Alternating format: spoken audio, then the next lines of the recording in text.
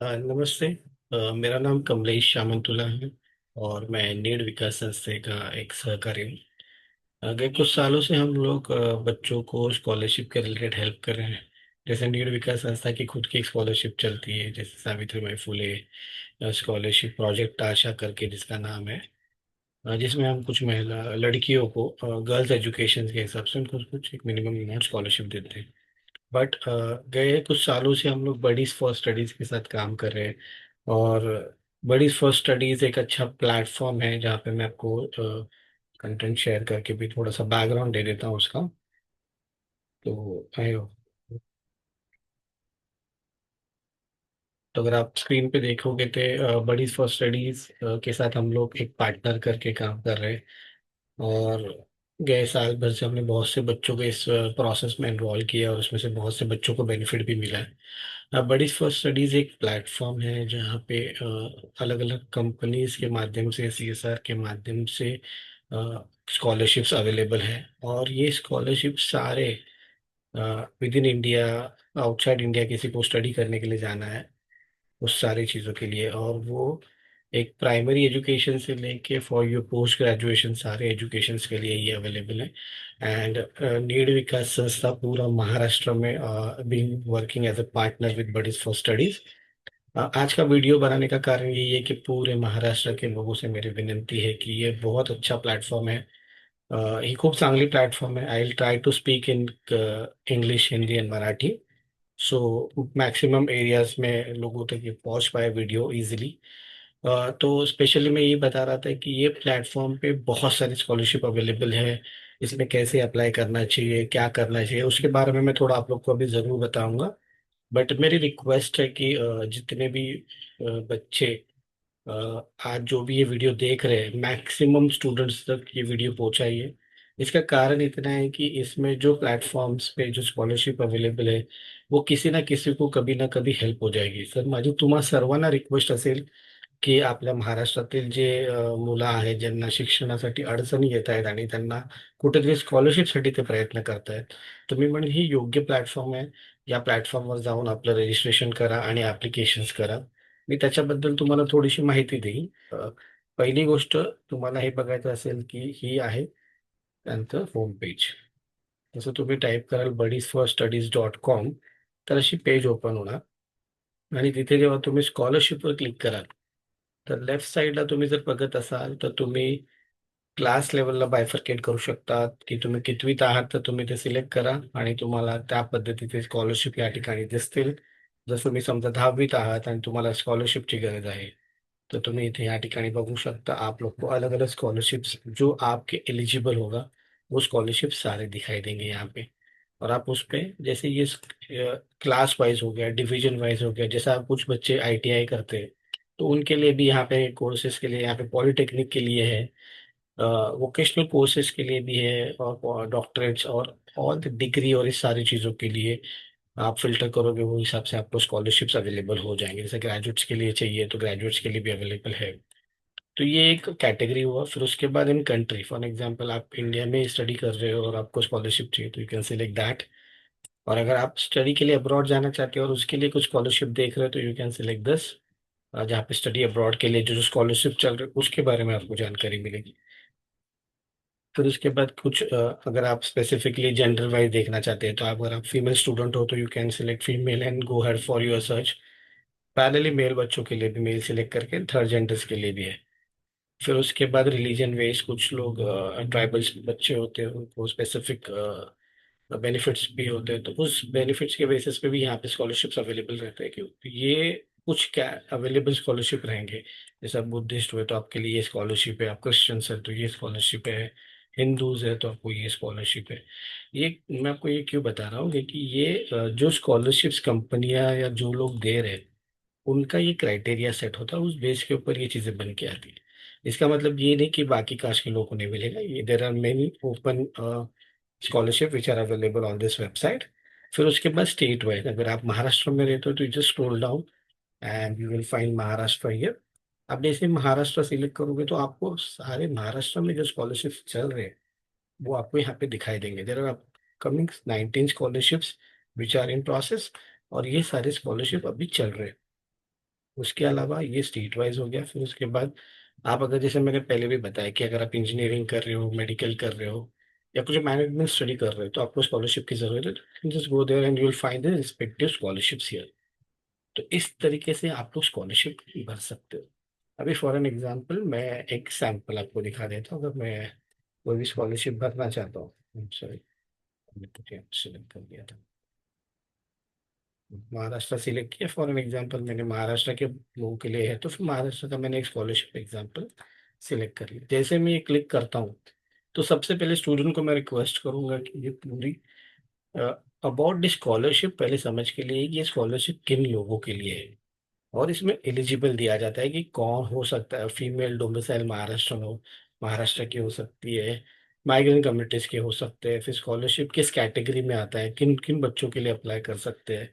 फिर उसके बाद उनकी कैटेगरीज क्या है, फिर बेनिफिट्स क्या होंगे अगर वो बच्चा सिलेक्ट होता है। So post graduation, under graduates के लिए क्या क्या बेनिफिट्स मिलेंगे। और फिर उसके बाद डॉक्यूमेंट्स लेवल पे यहाँ पे दिया जाएगा कि आपको क्या क्या डॉक्यूमेंट्स रिक्वायर्ड है। तो मोस्टली ये सारे चीज़ें यहाँ पे दिए रहेंगे।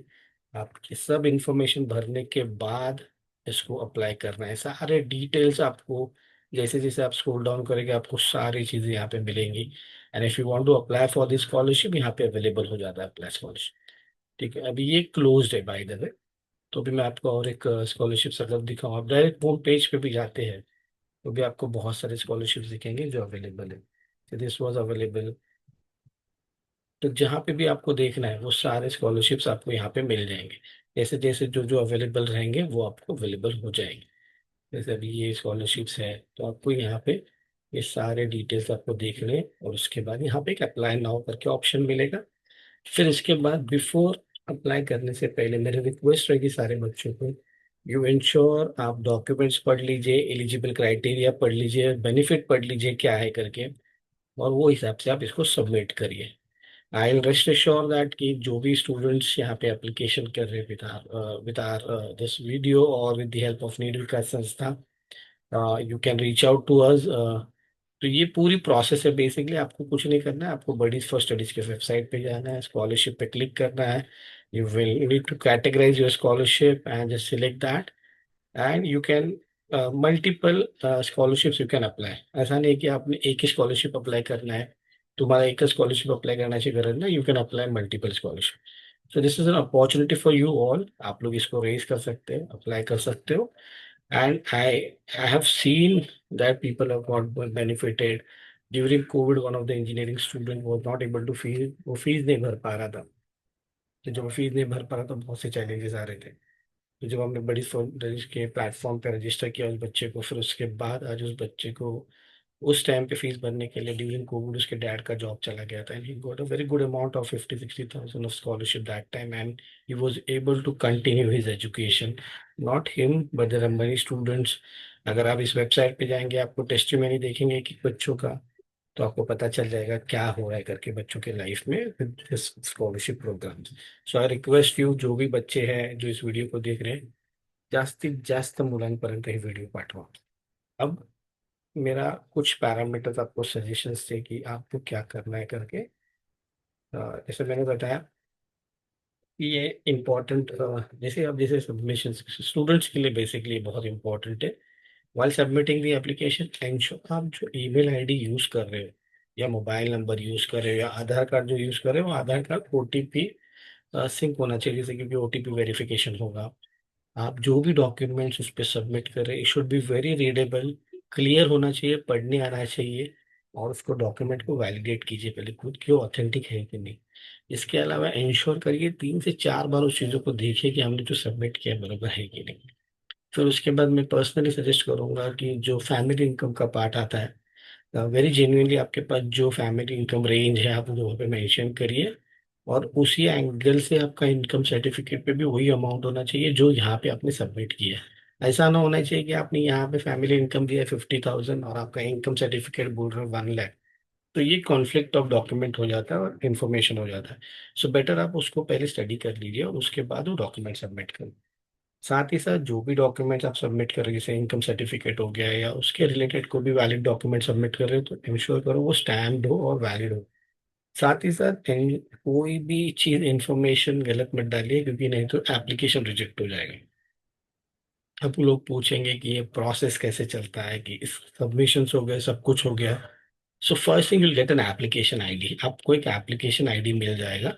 सो वो बेसिकली क्या होता है कि टीम रिव्यू करती है उसको, और उसमें उनको कुछ डॉक्यूमेंटेशन की कंसर्न है, तो आपको रीच आउट भी करेंगे, और आपको वो कुछ दिनों का टाइम देंगे, उसमें आपको वो क्वेरी एड्रेस करना है। अगर आप उसको डिले करते हो तो there will be a problem for it. जैसे आप ये कर देते हो, फिर उसके बाद अगर आपने कंप्लायंस कर दिया तो वो प्रोसेस आगे चली जाती है स्कॉलरशिप के लिए। अगर आप नहीं कर पाते हो तो इट हैज, वो रुक जाती है, या तो रिजेक्ट हो जाती है, होल्ड हो जाती है। अब आप सोचते होंगे कि हमने ये सब कुछ कर दिया, हमारा फॉर्म भी सबमिशन हो गया, अब सिलेक्शन का प्रोसेस कैसा है, क्वालिफाई का प्रोसेस है, ये प्रोसेस क्या है। जो ये पूरी प्रोसेस के बाद it takes around, this process takes 30 to 45 days। और उसके बाद आपको एक कंफर्मेशन आ जाता है कि you are qualified for your scholarship और you been shortlisted for the scholarship. साथ ही साथ आपके जो भी प्रोसेस होंगे, इसमें प्रोसेस क्या होता है, तो बेसिकली फर्स्ट स्टेप पे जैसे आप सबमिशंस करते हो, तो बड़ी फर्स्ट स्टडीज की जो टीम है वो क्या करती है, तो डॉक्यूमेंट वेरिफिकेशंस करती है, सारे कंप्लायंस देखती है, फिर ओके करती है, फिर वो नेक्स्ट लेवल पे जाता है टेलीफोनिक कंफर्मेशन के लिए। फिर एक टेलीफोनिक कॉल होता है जिसमें स्टूडेंट्स के साथ उनके पेरेंट्स से बातचीत करते हैं to validate things. In case उनको लगा, वो घर का फोटो मंगा सकते हैं, फिर या तो आप जहाँ पे आपके घर के रिलेटेड कुछ इन्फॉर्मेशन मांग सकते हैं, या कभी कभी घर विजिट भी हो सकती है। तो ये सारी चीज़ों के लिए आप लोग ओपन रहिए, वेरी जेन्युइन रहिए, कोई बात नहीं, ऐसे बहुत से स्कॉलरशिप है which you can apply for it. अब आपको सवाल है कि हमको ट्रैक करना है, कैसे करना है, तो नीड विकास संस्था एक कोलैबोरेशन पार्टनर है बड़ी फर्स्ट स्टडीज के लिए महाराष्ट्र में।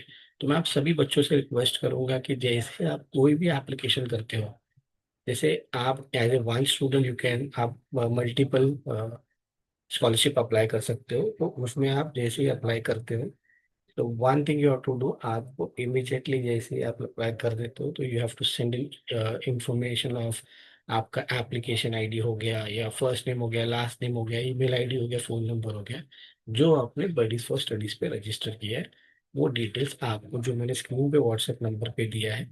कमलेश मेरा नाम है, जयंत मेरे कलीग हैं, स्वप्निल मेरे, हम तीनों भी वॉलंटियर्स हैं। आप तीनों में से किसी एक को भी भेज सकते हैं ये डिटेल्स। ये जैसे यहाँ पे भेजते हो, तो आपको एक, आपने जो दिया हुआ ईमेल एड्रेस है उस पर मेल आ जाता है, that is consent of that कि your tracking will be taken care. तो हम जैसे ही आपको ये मेल आ जाएगा, आप इन्फॉर्मेशन दे दोगे, मेल आ जाएगा, तो उसके बाद न्यू विकास संस्था के पास एक डैशबोर्ड प्रिपेयर होता है, जिसमें जितने भी बच्चे रजिस्टर्ड हुए हैं, जिन्होंने एप्लीकेशन किया है, उसका पूरा स्टेटस हमको पता चल जाता है कि वो क्वालिफाइड है, इन प्रोसेस है, रिजेक्टेड है, तो वो हिसाब से हम उन बच्चों को बता पाए। सो मेरी आज सारे बच्चों से विनती है कि ये एक बहुत अच्छा स्कॉलरशिप प्लेटफॉर्म है, ज़्यादा से ज़्यादा बच्चों को ये चीज़ के लिए इनकरेज कीजिए। मुझे पता है बहुत से बच्चों को एजुकेशन में चैलेंजेस आते हैं, और ये सबसे राइट प्लेटफॉर्म है बडीज फॉर स्टडीज। और जेनुअनली मैंने इस चीज़ों को देखा है, द रिजल्ट्स मैंने इस चीज़ों में देखे हैं, और उनका एजुकेशन ट्रांसफॉर्मेशन देखा है। आपको कुछ भी कंसर्न रहेगा, कुछ भी क्वेरीज रहेगा, आप हमको व्हाट्सअप कर सकते हो। बट मेरा स्टिल एक सजेशन रहेगा, जब भी आप सभी एजुकेटेड हो, तुम्हें सर्वे एजुकेटेड आहात, ज्यावेळेस तुम्ही बडीज फॉर स्टडीच्या होम पेज पर जा, जस्ट आप क्लिक कर दोगे, उसमें जो भी स्कॉलरशिप आप सिलेक्ट करते हो उसमें सारी चीज़ें डिटेल्स दे चुके हैं। आप पहले उसको 2 3 बार पढ़िए, उसको समझ के लीजिए, आपके साथ कोई टीचर रहेंगे, सर रहेंगे, उनकी हेल्प लीजिए, और फिर वो सबमिशन कीजिए, और उसके बाद आपको जो भी इंफॉर्मेशन चाहिए हमारे एंड से आपको मिल जाएगी। So I request on whole of need Vikas संस्था एंड बडीज फॉर स्टडी की तरफ से आप सभी बच्चों को मैं विनंती करता हूँ कि ज़्यादा से ज़्यादा बच्चों ने स्कॉलरशिप को अप्लाय करो। महाराष्ट्रातल्या सगळ्या विद्यार्थ्यांना, आदिवासी विद्यार्थी, सिटीचे विद्यार्थी, सगळ्या विद्यार्थ्यांना मी विनंती करेन, तुमच्या सर्वांसाठी ही स्कॉलरशिप आहे, भले इंग्लिशमध्ये आहे, तुमच्या शाळेतले प्रिन्सिपल असतील, शाळेतले तुम्ही जिल्हा परिषदमध्ये शिकत असाल, तर तुम्ही शाळेच्या सरांची मदत घ्या, आणि सर देखील त्यासाठी मदत करतील, आमची मदत देखील तुम्ही घेऊ शकता। तर तुम्हा सर्वांना विनंती आहे की ह्या वडीज फर्स्ट स्कॉलरशिपवर एनरोल करा, आणि काही असेल तर तुम्ही आमच्याशी संपर्क करू शकता, ते नंबर्स मी दिलेले आहेत स्क्रीनवर। आणि thank you very much for listening. Thank you.